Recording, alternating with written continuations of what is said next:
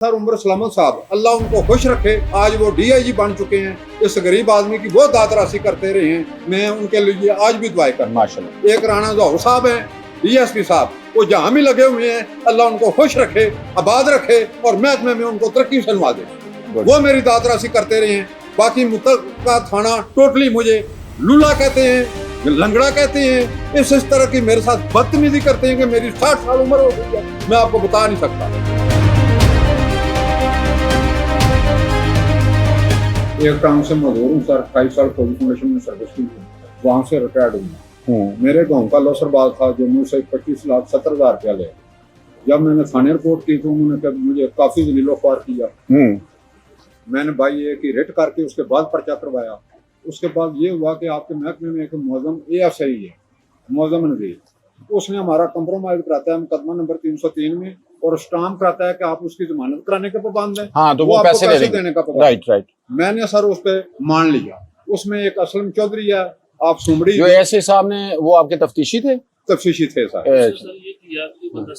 हाँ, उसमें सर मेरी आगे सुने सर, रिक्वेस्ट मेरी सुन लें सर, आगे जो आप हुक्म करें। असलम सुमड़ी इसमें जामन हुआ कि अगर 1 माह के बाद वो पैसे ना दे तो मैं पैसे देने का पाबंद हूँ। स्टाम्प मैंने साथ लगाया हुआ है। उसके बाद सर उमर सलामत साहब, अल्लाह उनको खुश रखे, आज वो DIG बन चुके हैं। इस गरीब आदमी की बहुत दादरासी करते रहे हैं। मैं उनके लिए आज भी दुआएं करता हूं। माशाल्लाह। एक राणा जौहर साहब हैं, DSP साहब, वो जहां भी लगे हुए हैं, अल्लाह उनको खुश रखे, आबाद रखे और महकमे में उनको तरक्की से नवाजे। वो मेरी दादरासी करते रहे हैं। बाकी मुतलका थाना टोटली मुझे लूला कहते हैं, लंगड़ा कहते हैं।